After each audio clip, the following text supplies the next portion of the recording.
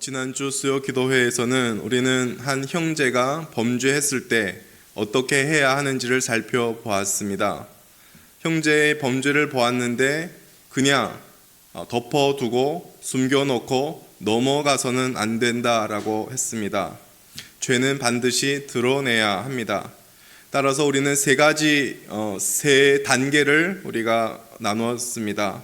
제일 먼저 1대1로 범죄한 형제에게 찾아가서 권면하는 겁니다. 권면해서 형제가 들으면 그 형제를 얻는 것입니다. 그런데 듣지 않으면 두 번째 단계로 나아갑니다. 두 번째 단계에서는 두세 사람을 데리고 함께 범죄한 형제에게 찾아갑니다. 가서 하는 일이 두 가지 있습니다. 첫째는 계속해서 권면하는 것입니다. 두 번째는 그 형제의 범죄한 사실에 대하여 증인이 되는 것입니다. 이렇게 두 번째 단계에서 또 듣지 않았다면, 돌이키지 않는다면 세 번째 단계로 나아가는 것입니다. 세 번째 단계는 이 사실을 교회에 알리고 그 교회에서 공개적으로 형제의 범죄를 다루는 것입니다. 형제의 범죄에 대하여 우리가 이런 절차들, 특히 교회 쪽으로 이런 절차들을 아는 것이 물론 중요합니다. 그러나 더 중요한 세 가지 내용을 우리는 놓칠 수가 없습니다. 첫 번째는 이렇게 범죄한 형제를 찾아가는 이유가 무엇인가입니다. 형제를 미워서가 아니라 오히려 그 형제를 사랑하기 때문에 그 형제가 그 죄에서 빠져나올 수 있도록 돕기 위하여, 그 형제가 돌이키기 위하여 찾아가서 권면하는 것입니다. 찾아가 권면하는 이유 한마디로 사랑하기 때문입니다. 두 번째는 그 범죄한 형제를 대하는 마음과 태도입니다. 무시해서가 아닙니다. 무시할 수가 없습니다. 잃어버린 양을 찾는 목자의 마음으로 한 영혼을 귀히 여기고 한 영혼을 사랑하는 그 마음으로 이 모든 권면들이 이루어져야 합니다. 마지막 세 번째입니다. 그렇게 여러 단계를 통하여 권면했는데도 돌아오지 않았을 때 그 형제를 어떻게 대할 것이냐? 한마디로 그 형제를 여전히 포기할 수 없는 것입니다. 그 형제를 포기하거나 그 형제를 이제 이 형제는 정말로 돌이킬 수 없는 이런 존재구나 라고 절망에 낙인을 찍지 말아야 합니다. 왜냐하면 예수님은 죄인과 세리도 긍휼히 여겼듯이 예수님은 그 누구도 절망의 태도로 대한 적이 없으시기 때문입니다. 따라서 언제든지 범죄한 형제가 돌아오면 용서해주고 받아줄 준비가 되어야 한다라는 말씀을 지난 수요일에 함께 나누었습니다. 오늘은 그 범죄한 형제에 대한 용서에 대한 내용을 좀 더 살펴보려고 합니다. 앞서 예수님께서 제자들에게 범죄한 형제를 어떻게 대하여야 하는지 가르쳤습니다. 이 가르침을 듣고 나서 베드로가 예수님께 나와 한 가지 질문을 합니다. 21절 보십시오. 그때에 베드로가 나와 이르되 주여 형제가 내게 죄를 범하면 몇 번이나 용서하여 주리이까? 7번까지 하오리이까? 베드로는 예수님께 나와서 나에게 범죄한 그 형제를 나는 몇 번 용서해주면 됩니까? 이렇게 질문을 했습니다. 그리고 우리가 이 질문을 보면 베드로의 이 질문 속에는 스스로의 어떤 답을 가지고 있습니다. 7번까지 하면 괜찮지 않습니까? 베드로는 자신이 용서할 수 있는 그 최대치를 7번이라고 생각했던 것입니다. 7번까지 용서하면 많이 용서하는 것이다. 베드로는 그렇게 생각했습니다. 어떤 한국 목사님의 이 부분의 그 주석책을 보면서 이런 내용을 썼습니다. 한국 사회에는 3번까지는 용서가 가능하고 그 이상으로는 용서할 수 없다는 관념이 팽배해 있다. 이 한국 사회에서는 이 세 번이라는 것에, 이 세 번이라는 숫자에 굉장히 어떤 힘을 갖고 있다. 무엇을 하도 세 번까지 해야 되고 세 번을 해야 어떤 결론을 내릴 수 있다. 그렇다고 그 목사님이 말씀하셨습니다. 여러분도 그렇게 동의하는지는 모르겠습니다. 혹시 여러분은 나에게 잘못한 누군가를 여러분도 세 번 정도는 용서해 줄 수 있다라고 생각하실까요? 네 번째는 그 이상으로는 용서할 수 없다라고 생각하십니까? 지금 베드로의 관념 속에는 용서할 수 있는 횟수는 7번입니다. 그것이 최대치입니다. 그런데 사실 7번도 보통 사회 통념에서는 굉장히 많은 횟수입니다. 그런데 예수님의 대답이 우리를 놀랍게 합니다. 예수님의 대답 22절인데요. 함께 읽어보겠습니다. 시작.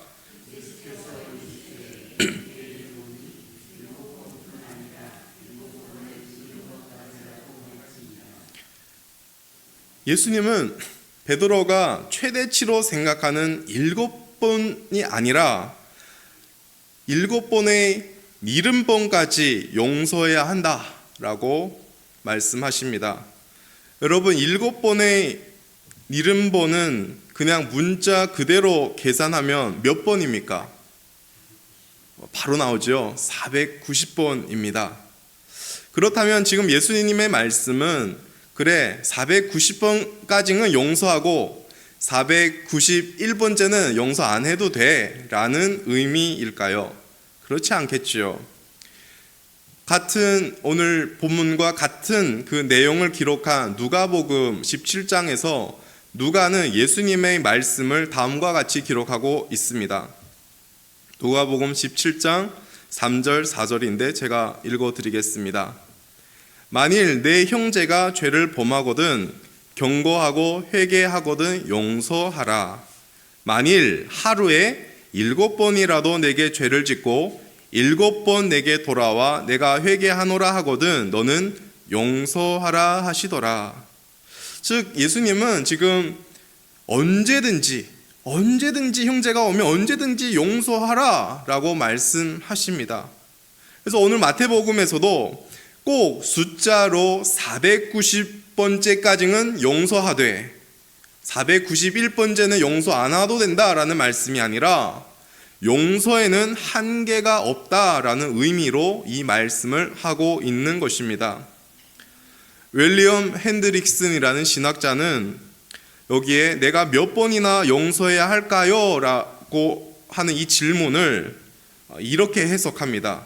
이 질문은 내가 내 아내를, 남편을, 자녀를 몇 번이나 사랑해야 하나요? 라고 묻는 것과 같다라고 합니다. 즉 용서하는 것을 사랑하는 것과 동일시합니다. 우리가 사랑하는 사람을 향한 횟수가 정해져 있지 않지요. 우리가 자녀나 우리가 아내나 남편을 사랑하는데 나는 딱 500번만 사랑하고 사랑 안 할 거야. 그렇지 않지 않습니까? 사랑에는 우리는 횟수라는 제한이 없습니다. 그와 같이 용서에도 횟수가 정해져 있지 않다라는 것입니다. 앞에서도 말씀드렸지만 용서에는 한계가 없다. 무한히 용서하라 라는 그 말씀입니다. 여러분 어떻게 보면 3번도 용서하기가 쉽지 않습니다. 우리가 삶을 살면서 누군가 나에게 잘못을 한 사람을 한 번 용서하는 것도 사실 큰 용기가 필요합니다. 용서라는 것이 쉽지 않습니다. 3번도 쉽지 않습니다. 그런데 오늘 본문에서 7번도 아니고 7번의 70번, 490번도 아니고 무한히 용서하라라고 하는 주님의 말씀은 어찌 보면 불가능하다라고 생각할 수도 있습니다. 그렇다면 과연 주님은 이렇게 불가능한 말씀을 우리에게 하라고 명령하신 것일까요? 그렇지는 않습니다. 그렇다면 우리는 질문을 해야 합니다. 만약 주님의 이 말씀이 가능하다면 어떻게 가능한지, 왜 우리는 무한히 용서해야 하고 또 어떻게 무한 용서가 가능한지 우리는 질문을 해야 합니다. 예수님께서 이 무한히 용서를 해야 하고 또 그것이 가능하다는 것을 알려주기 위하여 예수님이 한 가지 비유로 더 말씀하십니다. 우리가 읽은 본문 중에 23절에서 35절까지가 그 비유의 내용입니다. 비유가 굉장히 길습니다. 무려 12절이나 됩니다. 이 12절 중에 35절은 이 비유의 결론입니다. 우리는 이 비유의 내용을 크게 두 부분으로 나눌 수가 있습니다. 우선 23절에서 27절까지 보시면 어떤 주인이 10,000달란트 빚진 종을 불쌍히 여겨서 그 10,000달란트 그 빚을 탕감해 준 내용이 앞부분에서 나옵니다. 그리고 28절에서 34절은 주인한테 이 10,000달란트 탕감받은 이 종이 자기에게 100데나리온을 빚진 동료에게 그 긍휼을 베풀지 않고 계속 돈을 갚으라라고 합니다. 그래서 결국은 주인이 다시 이 10,000달란트 빚진 자에게 다시 그 빚을 갚으라라고 합니다. 그리고 나서 35절 그 결론을 예수님께서 말씀하십니다. 우리가 이 두 부분의 비유를 좀 더 구체적으로 살펴보겠습니다. 예수님은 비유를 이렇게 시작합니다. 23절입니다. 그러므로 천국은 그 종들과 결산하려 하던 어떤 임금과 같으니, 여기서 임금이라고 했지만 뒷부분에서 계속 또 주인이라고 나옵니다. 저는 이해하기 쉽게 하기 위하여 주인이라는 용어를 계속 쓸 것입니다. 예수님은 지금 가르치려는 것은 일종의 어떤 천국의 계산법을 가르치고 있습니다. 천국은 종들과 결산하려 하는 어떤 임금과 같다. 결산에 대한 내용을 지금 말씀합니다. 이 내용을 통하여 천국의 계산법에 대하여 지금 가르치고 있습니다. 예수님은 지금 천국에서 각 사람이 행한 일에 대하여 어떻게 책임을 지고 그 결말이 무엇인지 알려줍니다. 구체적으로 천국에서 죄에 대하여 어떻게 처리하는지, 그의 계산 원칙과 방법이 무엇인지 가르치고 있습니다. 죄에 대한 계산 원칙과 방법이 24절, 25절입니다. 여러분이 한번 읽어볼까요? 24절, 25절 시작.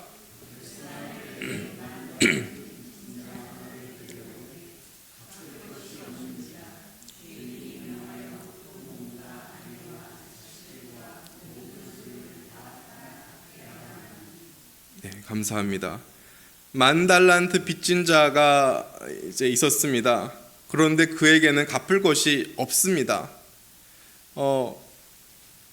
그래서 주인이 한 것이 무엇이냐면 그의 몸과 그의 아내와 그의 자식들의 모든 소유를 팔아서 갚으라라고 합니다. 갚지 말라고 한 것이 아닙니다. 갚으라라고 합니다. 여러분, 천국은, 우리가 알고 있는 천국은 무한 용서가 있는 나라입니다. 그러나 결코 무슨 죄를 지어도 책임을 지지 않아도 되는 나라는 아닙니다. 무슨 죄를 지어도 책임질 필요가 없다는 말은 아닙니다. 물론 사람들은 드러나게 죄를 지어도 상관이 없다 이렇게 말할 사람은 없습니다. 그런데 용서와 사랑이라는 것을 잘못 이용을 해서 죄를 두려워하지 않고 어차피 죄를 지어도 용서를 받을 것인데 뭐 하면서 생각하는 경우가 있습니다. 그럴 경우에는 하나님의 사랑과 용서를 잘못 사용하여서 죄를 가볍게 여기게 됩니다. 이것은 죄의 책임을 모르기 때문입니다.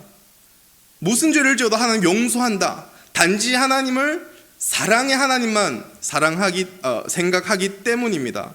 그러나 오늘 본문은 천국의 무한한 그 용서에 대하여 가르치면서 먼저 그 죄에 대한 책임이 있다. 그 책임을 물어야 한다라고 가르칩니다.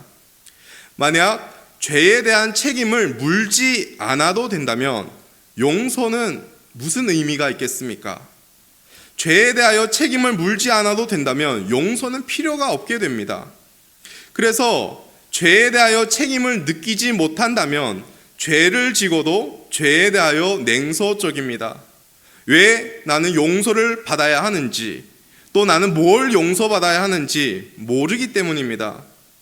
오늘 본문에서 예수님은 천국에서는 죄에 대한 책임을 물어야 할 뿐만 아니라 죄의 책임이 얼마나 엄중한지 이렇게 말씀합니다. 25절 다시 보십시오. 주인이 종에게 명령하는데, 앞에서도 말씀드렸지만 그 명령은 이렇습니다. 너의 몸과 너의 아내와 너의 자녀와 모든 소유를 다 팔아라. 그리고 갚으라. 이것이 천국에서의 죄에 대한 책임입니다. 갚는 것입니다. 죄는 아내와 자식까지 팔아서도 갚아야 하는 그런 엄중한 책임이 있다는 것을 우리에게 알려주고 있습니다. 하지만 천국은 오직 이런 엄중한 책임만 물어야 하는 나라가 아닙니다. 천국은 또한 긍휼이 있는 나라입니다.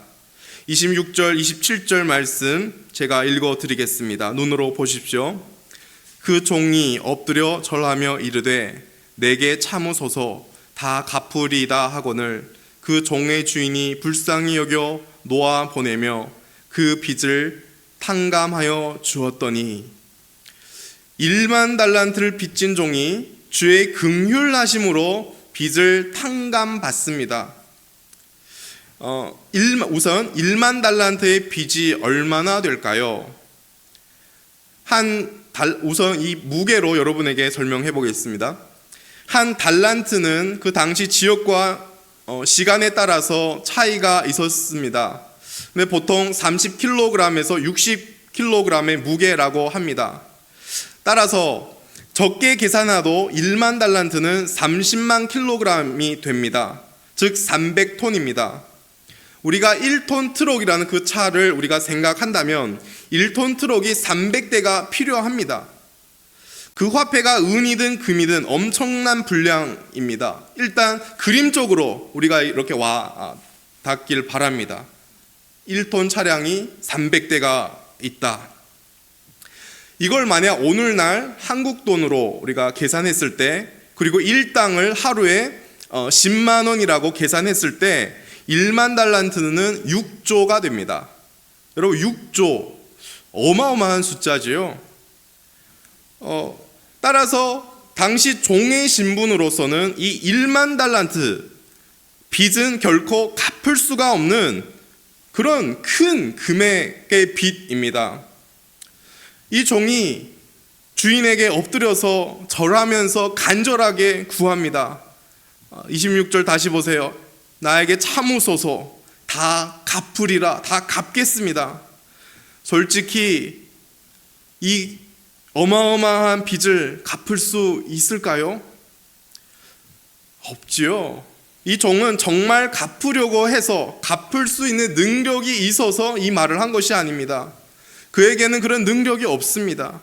그는 단지 1만 달란트의 빚의 책임을 감당할 수 없어서 저를 좀 불쌍히 여겨주세요, 저를 좀 살려주세요 라고 애걸한 것에 불과합니다. 임금이 이 종을 보면서 정말로 너무나도 불쌍하게 여겼습니다. 그래서 이 종을 풀어주고 그의 모든 값을 탕감해 주었습니다. 여기서 우리가 한 가지 주목할 것이 있습니다. 지금 종의 입장에서는 더 이상 갚아야 할 빚이 없습니다. 1만 달란트의 빚을 이젠 갚지 않아도 됩니다. 주인이 탕감해 주었기 때문입니다. 그러나 주인의 입장에서는 어떻습니까? 주인의 입장에서는 어마어마한 손해입니다. 원래 내가 받을 수 있었던, 또 내가 받아야 마땅했던 1만 달란트의 그 돈을 이제는 손해 본 것입니다. 이 주인은 어마어마한 금액의 손해를 감당하면서 종이 물어야 할 책임을 다 면해 주었습니다. 예수님께서 지금 천국이 바로 이런 긍휼이 베풀어지는 나라라고 말씀합니다. 따라서 우리가 천국이라고 생각할 때 우리는 천국은 일단 엄중한 책임을 져야 하는 나라다라는 것으로 시작해야 합니다. 그런데 동시에 그 감당할 수 없는 책임을 주인이 스스로 감당하셔서 책임을 명쾌한 용서와 긍휼이 있는 나라라는 것을 생각해야 합니다. 우리는 이것만 생각하기 쉽지만 그렇지 않습니다. 여러분, 우리는 누구입니까? 예수를 믿는 자들은, 성경을 보고 성경을 믿는 자들은 우리가 아담과 하와의 후손이라는 것을 인정하실 것입니다. 아담과 하와의 후손이라고 인정하게 된다면 우리는 아담과 하와의 죄악 속에서 태어난다는 것도 인정하실 것입니다. 즉, 우리는 이 땅에 태어날 때부터 죄인입니다. 우리는 하나님께 죄의 책임을 물어야 하는 존재입니다. 죄의 책임이 뭡니까? 로마서 3장에 보면 죄의 삭은 사망이다. 모든 사람이 죄를 범하였음에 죄의 삭은 사망이다. 죄의 삭은 사망이라고 합니다. 여기서 사망이라는 말은 단지 우리가 살다가 육신으로 죽는 그 사망을 가리키는 것이 아닙니다. 여기에 사망은 세 가지 의미가 있습니다. 첫째는 하나님과의 그 관계에서의 끊어짐, 영적인 죽음입니다. 두 번째는 우리가 이 땅에 살아가다가 육신이 죽는 육신의 죽음입니다. 세 번째는 그 육신과 영혼이 지옥에서 영원히 멸망되어 있는 상태를 가리킵니다. 우리가 죄에 대하여 져야 할 책임이 이렇게 영혼의 죽음, 육체의 죽음, 영원한 멸망이었습니다. 이것은 어떤 것으로도 갚을 수 없는 그런 책임이었습니다.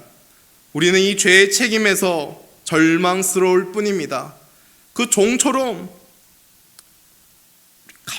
갚겠나이다 말하지만 우리에게는 갚을 수 있는 능력이 전혀 없습니다.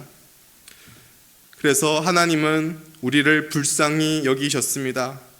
하나님이 친히 우리가 져야 할 죄의 책임을 감당하시고 우리의 죄악의 빚을 탕감해 주셨습니다. 하나님이 가장 사랑하시고 가장 기뻐하시고 하나뿐인 독생자 예수 그리스도를 이 땅에 보내주셔서 예수로 하여금 우리의 죄값을 치르게 하셨습니다.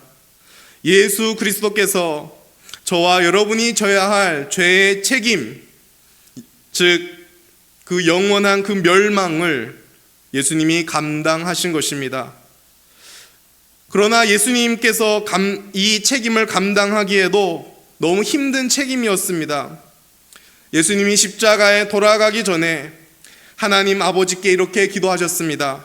할 수만 있다면 이 산을 내게서 지나가게 하옵소서. 예수님도 알았습니다. 본인이 그 십자가를 지고 죽는다는 것이 얼마나 어려운지. 그래서 할 수만 있다면 이것을 좀 넘겨달라고 아버지께 간구했습니다. 그리고 땀방울이 핏방울이 되도록 기도하셨습니다. 그리고 성경에 보면 천사가 내려와 힘을 주지 않으면 안 될 정도였다고 합니다. 천사가 내려와 힘을 부어 주었습니다. 그렇게 감당하기 어려운 책임이었습니다. 저와 여러분이 받아야 할 책임이었습니다. 그리고 실제로 십자가에서 죽으시면서 예수님은 엘리 엘리 라마 사박다니, 나의 하나님 왜 나를 버리셨나이까? 이렇게 외쳤습니다. 하나님이 아버지신데 십자가에서 아버지라고 부를 수가 없었습니다. 예수님은 하나님과 사랑 안에서 온전히 하나였는데 십자가에서 아버지한테 버림을 받게 되었습니다. 여러분, 예수님이 십자가에서 우리가 져야 할 책임을 졌는데 그 책임이 뭡니까? 예수님이 십자가에서 경험한 것이 무엇입니까? 단지 못과 창이 주는 육신의 고통만이 아니었습니다. 하나님을 아버지라고 부를 수 없는 영혼의 고통만도 아니었습니다. 그 순간 예수님이 경험했던 것은 아버지와의 영원한 단절이었습니다. 그 순간이지만 예수님께서는 영원한 것이었습니다. 영원한 단절, 영원한 멸망을 십자가에서 예수님이 경험한 것입니다. 가장 절망적인 순간이고 가장 암흑한 순간이었습니다. 그것은 저와 여러분이 치러야 마땅할 책임의 순간이었습니다. 그 책임을 하나님이신 예수 그리스도가 우리 대신 감당하신 것입니다. 여러분, 죄는 그냥 용서하는 것이 아니라 죄에는 분명히 책임을 져야 합니다. 그런데 아버지 하나님의 사랑과 긍휼하심 때문에 아버지가 스스로 그 책임을 감당하셨습니다. 저와 여러분에게 주어져야 하는 것이 영원한 멸망뿐이었는데 하나님의 긍휼과 용서로 우리는 영원한 생명을 얻게 되었습니다. 이것이 복음입니다. 이 복음을 믿고 붙들고 우리가 하나님께 나아가는 것입니다. 이 복음 아니면 어떻게 죄인인 우리가 하나님 앞에 나가고 오늘 주님 앞에 나와 예배를 드리겠습니까? 우리 자신의 모습만 보더라도, 지난주의 삶을 보더라도 우리의 마음과 생각과 우리 계획으로 얼마나 많이 죄를 졌을까요? 죄라는 것은 쉽습니다. 하나님이 하나님만 전심으로 사랑하라 했고 이웃을 내 몸과 같이 사랑하라고 하셨습니다. 그런데 우리 지난주의 삶을 바라보더라도 우리는 하나님을 전심으로 사랑했습니까? 우리는 이 시간 예배드리면서조차도 우리의 생각과 마음은 딴 데 갈 수 있습니다. 우리는 돈도 사랑하고 우리는 명예도 사랑하고 나의 자존심도 사랑하고 우리 자녀들, 손주들 사랑합니다. 그리고 하나님도 사랑했습니다. 그런 우리의 죄된 모습이 아닙니까? 만약 조금 전에 우리가 예수님이 그런 죄인을 위하여 십자가에 죽으셨고 우리의 죄를 다 갚으셨다는 이 복음이 없다면 우리는 어떻게 그 거룩하신 하나님 앞에 설 수 있겠습니까?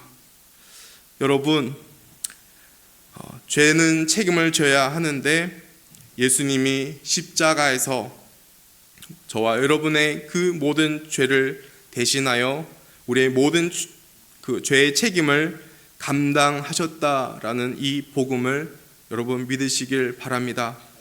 이것이 예수님이 비유의 전반부 23절에서 27절까지 우리에게 전달하는 메시지입니다. 계속해서 예수님의 비유의 후반부 28절에서 34절 그리고 35절까지 우리 함께 살펴보겠습니다. 이 주인으로부터 1만 달란트, 이 굉장히 큰 금액의 빚을 탕감받고 풀려난 이 종이 자기에게 빚진 동료 한 사람을 만납니다. 본문을 보니까 얼마 빚졌습니까? 100데나리온입니다. 이 한 데나리온은 노동자 한 사람 하루의 품삯입니다. 그리고 100데나리온은 이 노동자 한 사람이 100일 동안만 일하면 벌 수 있는 금액입니다. 100일 동안만 해서 죄송했는데요. 물론 적다고 할 수 없는 금액이지만 10,000달란트랑 비교하면 아주 적은 금액입니다. 아까 10,000달란트가 6조 원이라고 이미 여러분에게 말씀드렸습니다. 그러면 이 100데나리온이 오늘 한국 돈의 가치로 환산했을 때 얼마 됩니까? 여전히 일당을 10만 원으로 우리가 계산했을 때 이 100데나리온은 1,000만 원 정도가 됩니다. 그러니까 1,000만 원 정도 하고 6조 이 빚이요. 이 10,000달란트 6조 원을 탕감받은 사람 그 종이었습니다. 그리고 이 100데나리온을 빚진 사람은 자기와 함께 일하는 동료 관계입니다. 그런데 이 종이 취한 행동을 보십시오. 동료의 목을 잡고 붙듭니다. 그리고 빚을 갚으라고 윽박지릅니다. 그 동료가 엎드려서 간구합니다. 나에게 참아주소서 갚으리라. 여러분, 너무 익숙한 간구가 아닙니까? 이 동료의 간구가 바로 10,000달란트 빚진 자가 주인 앞에서 간구했던 간구와 똑같습니다. 나에게 참아주소서 갚겠습니다. 그러나 이 종은 동료의 간구를 외면합니다. 나아가 동료를 감옥에 가두어 빚을 다 갚게 합니다. 다른 동료들이 그 모습을 보면서 정말 딱하게 여겨 주인에게 이 일을 알려줍니다. 이 주인은 10,000달란트 탕감받은 종을 다시 불러다가 책망합니다. 뭐라고 책망합니까? 32절, 33절 책망하는 내용인데요. 32절, 33절 함께 읽어보겠습니다. 시작.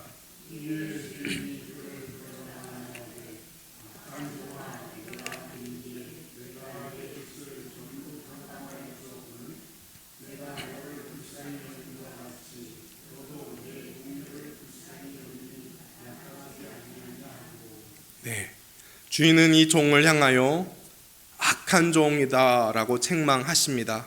그 이유는 주인은 이 종을 불쌍히 여겼는데 이 불쌍히 여김 받은 이 종은 자기의 동료를 불쌍히 여기지 않았기 때문입니다. 그가 주인에게 간구했을 때 주인이 그 간구를 들어주고 그걸 불쌍히 여기면서 모든 그 10,000달란트의 그 빚을 탕감해 주었지만 자기에게 100데나리온 빚진 그 동료를 불쌍히 여겨주지 않고 탕감해 주지 않았습니다. 이 종의 잘못된 처신으로 주인은 굉장히 분노했습니다. 그리고 이 종이 동료에게 행했던 것처럼 그 빚을 다시 갚으라고 옥졸들에게 넘겨줍니다. 이제 이 종은 다시 감옥에서 그 빚을 다 갚아야 합니다. 예수님께서 이 비유를 말씀하신 다음에 결론을 35절에 이렇게 내리십니다. 35절 눈으로 보십시오. 너희가 각각 마음으로부터 형제를 용서하지 아니하면 나의 하늘 아버지께서도 너희에게 이와 같이 하시리라. 사실 이 결론은 제일 앞에 베드로가 몇 번이나 용서해야 하는지에 대한 예수님의 답변입니다. 예수님은 지금 형제의 그 범죄에 대하여 겉으로가 아니라 마음으로부터 진심으로 용서하라고 말씀합니다. 우리가 형제를 용서하지 않는다면 하나님 아버지께서도 우리를 용서하지 않는다라고 하십니다. 여러분, 근데 만약 우리가 이 말씀을 문자 그대로 받아들인다면 과연 이 세상에 용서받을 수 있는 사람이 과연 있을까요?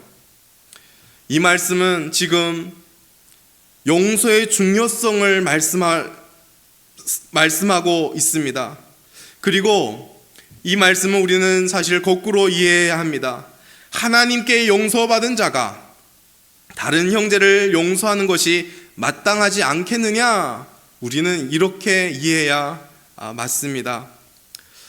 하나님께 용서받은 사람들의 삶의 태도 중 하나는 바로 용서입니다. 그리고 그 용서는 무조건 용서이고 무한적인 용서입니다. 여러분, 우리가 다른 형제를 용서해야 하고 또 용서할 수 있는 이유가 어디에 있습니까? 저와 여러분이 비유에 나오는 10,000달란트 빚진 종처럼 어마어마한 그 죄의 빚 때문에 하나님께 전혀 용서받을 수 없던 사람이었습니다. 그러나 하나님께서 예수를 통하여 우리를 용서해 주셨습니다. 우리의 모든 죄악을 탕감해 주셨습니다. 오늘도 우리가 죄를 지지만 그 죄까지도, 앞으로 우리가 죄를 지지만 그 죄까지도 모두 다 예수 그리스도의 십자가로 말미암아 우리를 용서해 주셨습니다. 저와 여러분의 죄값을 위하여 치르신 하나님의 대가와 우리를 향한 하나님의 사랑을 우리가 만약 안다면 우리는 어떻게 다른 사람을 용서하지 않을 수가 있겠습니까? 우리가 하나님께로부터 받은 용서와 사랑이 바로 우리가 다른 사람을 용서할 수 있고 또 용서해야 하는 이유입니다. 만약 우리가 용서할 수 없다면 두 가지 이유일 것입니다. 첫째는 처음부터 우리는 하나님의 용서를 받지 못했기 때문입니다. 두 번째는 우리는 용서를 받았지만 우리가 받은 용서가 어떤 용서인지 모르기 때문입니다. 즉 죄의 엄중성과 그 죄를 위하여 하나님이 얼마나 큰 대가를 치렀는지를 모르기 때문에 우리 또한 다른 사람을 용서할 수 없는 것입니다. 그래서 우리는 늘 하나님 앞에서 두 가지를 확인해야 합니다. 하나는 하나님 앞에서 지불해야 할 나의 죄의 책임이 얼마나 큰지 우리는 날마다 확인해야 합니다. 또 하나는 우리가 감당해야 할 죄의 책임을 스스로 감당하신 하나님 아버지의 사랑과 긍휼이 얼마나 놀라운지 우리는 또한 확인해야 합니다. 여러분, 어디서 확인할 수 있을까요? 십자가입니다. 우리는 십자가에서 우리가 치러야 할 죄의 책임을 확인하는 동시에 우리가 받은 무한한 용서와 사랑을 십자가에서 우리는 확인할 수 있습니다. 십자가에는 예수님이 계십니다. 따라서 우리는 날마다 그 예수님을 주목해야 합니다. 오해상 목사님께서 입이 닳도록 하셨던 말씀인데요, 예수 그리스도께로 계속 가는 것입니다. 날마다 가까이 가는 것입니다. 그러면 우리는 우리의 존재가 얼마나 악한지, 그럼에도 불구하고 우리는 얼마나 큰 사랑과 용서를 받았는지 우리는 알게 됩니다. 그렇게 될 때 비로소 우리는 하나님께 받은 그 용서와 그 사랑으로 말미암아 우리 또한 다른 지체들을 용서하고 사랑할 수 있습니다. 사랑하는 성도 여러분, 범죄한 형제를 몇 번 용서해야 합니까? 우리에게 잘못을 한 그 형제를 몇 번 용서해야 합니까? 몇 번이 아니라 무한 용서해야 합니다. 그 이유가 뭡니까? 우리가 하나님으로부터 무한한 용서를 받았고 오늘도 우리는 그 용서와 사랑으로 하나님 앞에서 살아가기 때문입니다. 여러분, 무한 용서는 우리를 향한 하나님의 사랑이고 하나님의 성품입니다. 인간에게 원래 있었던 성품은 아닙니다. 그런데 우리에게는 그 성품이 없었는데 우리가 하나님의 무한한 용서와 사랑을 받은 후에는, 우리가 하나님의 자녀가 된 후에는 그 자녀들 속에는 이 성품이 있는 것입니다. 따라서 우리의 존재가 어떤 존재가 되었냐면 오늘 제목처럼 우리는 포기할 수 없는 용서를 해야 하는 존재가 되었습니다. 다른 말로 하나님의 성품으로 살아가는 존재가 된 것입니다. 우리를 통하여 용서가 흘러갈 때 우리를 보면서 사람들은 하나님의 성품을 보게 될 것입니다. 용서가 인색한 이 세상 속에서 저와 여러분의 용서를 통하여 많은 사람들이 하나님을 보게 되길 소망합니다. 그러나 때론 저와 여러분이 우리의 연약함 때문에 용서가 안 될 때, 용서에서 실패할 때에도 여러분 스스로 자책하거나 낭망하지 않으시길 바랍니다. 그때에는 더더욱 하나님께 나아가 저와 여러분의 그 어떠한 연약함에도 결코 우리를 포기하지 않으시고 여전히 우리를 용서하시고 사랑하는 하나님의 그 사랑을 확인해 보시길 바랍니다. 게다가 하나님의 용서와 사랑을 받은 저와 여러분 안에 성령 하나님이 계신다는 것을 기억하시길 바랍니다. 성령 하나님께서 저와 여러분을 도우셔서 다시 일으켜져서 용서하게 하시고 사랑하도록 도우실 줄 믿습니다.